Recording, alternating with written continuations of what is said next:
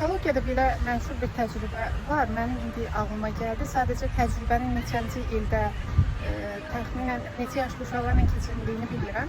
Amma ümumən mahiyyəti bundan ibarətdir ki, uşaqlara şirniyyat verirlər və o şirniyyatı 15 dəqiqə ərzində yeyən uşaqlara heç bir şey vəd vermirlər. Əgər uşaq 15 dəqiqə ərzində o şirniyyatı yeməsə, həmin o şirniyyatın ikincisini uşaqlara hədiyyə edəcəklər və bunu uşaqlara bildirirlər.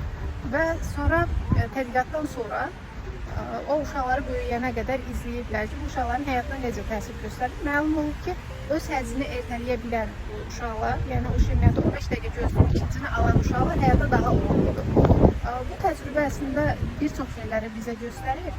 Mən düşünürəm ki, hazırda insanların bir çoxu o həzzini, yəni anlıq həzzini ertələməyi bacarmır. Və biz uşaq vaxtı necə olmuşuq? Öz valideynlərimiz bizə nəyisə deyib ki, bunu elə, onu elə, dərs oxu, aynə bir yeməyini ye.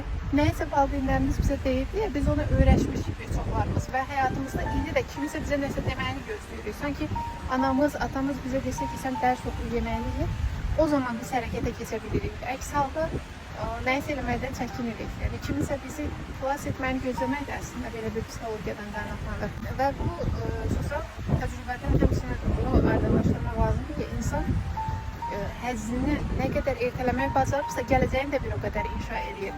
Günümüzdə də bizim hansısa bir markalara yatırım etməyimiz, dırnaq arası yatırma nəzərdə tutulan marka geyinməmiz, bahalı saatlar, bahalı telefonlar istifadə etməyimiz, bizim üçün lazımsız yerlərə pul xərcləməyimiz, öz sağlamlığımızı ikinci plana atıb fast foodlardan istifadə etməyimiz, bütün bunlar əslində bizim anlıq həzzə yönəlməyimiz və özümüzü gələcəyimizi bu cürə satmağımızdır bir növ.